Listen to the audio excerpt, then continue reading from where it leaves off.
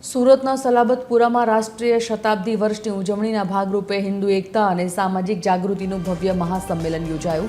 આ પ્રસંગે આરએસએસ વક્તા હરેકૃષ્ણ શાસ્ત્રીજીએ જાહેરાત કરી હતી કે સમગ્ર સુરતમાં સામાજિક ચેતના જગાવવા માટે આવા 500થી વધુ સંમેલનોનું આયોજન કરવામાં આવશે। ખાસ કરી પછાત વિસ્તારોમાં સમરસતા વધારવા અને મહિલાઓ દ્વારા સંસ્કાર સિંચન થાય તે માટે 170 કેન્દ્રો કાર્યરત કરી દેવાયા છે।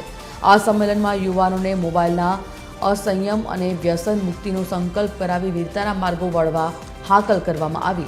સાથે લાલચ આપી થતા ધર્મ પરિવર્તન અને લવ જેહાદ જેવી ગંભીર સમસ્યાઓ સામે જાગૃતિ લાવીને કાયદેસરની કાર્યવાહી કરવાની મક્કમ ખાતરી પણ આપવામાં આવી છે।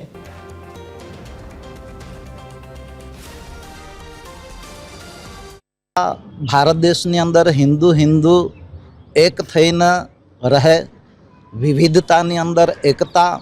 आपणो भारत देश अनेक देवी देवताओं में मानिंदी धारण करे छे, पण तेम छतां बधा ज हिंदू एक थईने राष्ट्र माटे देश माटे ज्यारे हितनुं कार्य करवो होय के देशना हितार्थ माटे राष्ट्रना हितार्थ माटे ज्यारे जरूरत पड़े से त्यारे आरएसएस संघना रूपમાં બધા જ હિન્દુઓ આગળ આવે છે। તો અત્યારે જે આ વિરાટ હિન્દુ એકતા સંમેલન એનો એકમાત્ર હેતુ છે કે હિન્દુ સમરસતા આવે, પહેલી વાત છે।